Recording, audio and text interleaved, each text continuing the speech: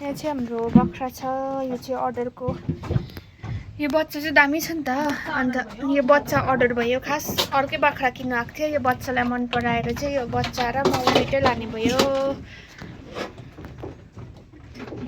बच्चा हाम्रो यस्तो दामी छ भागी त हाल्छ यता पनि छ यता पनि छ यता पनि छ बच्चा चाहिँ हेर्नुहोस् यस्तो छ हाम्रो कहिले बेको मम्मी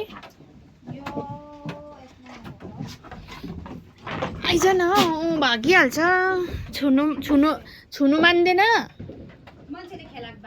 ए अरू पनि देखाउँछु तपाईँहरूलाई एकछिन न यहाँ बन्द गरौँ पहिला अहिले फेरि निक्ल्यो भने चुकु लाउनुपर्छ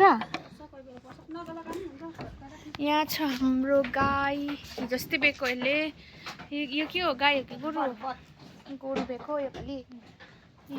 कति पुग्यो यो 1 महिना पुग्यो होला हेर्नुहोस् अब हाम्रो यहाँ पनि छ यो चाहिँ दुईटा बोका हो अहिलेको बच्चा यो सेम छ हो सेम टु सेम छ अर्को यो यिनीहरू ठुलो भइसक्यो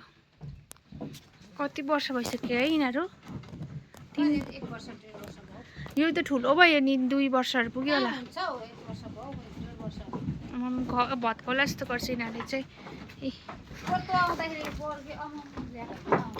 यति हो अहिले चाहिँ हाम्रो बाख्राहरू डल्लै बेचिसक्यो सबैले लगिसकेर अहिले कम्ती मात्रै छ किनभने गाईले गर्दा भक्कु पाल्नु सक्दैन त्यही भएर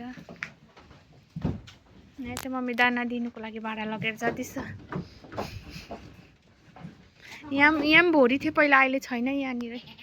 डोको राख्ने बनाएको छ यहाँ 3टा निक्लिरहेको छ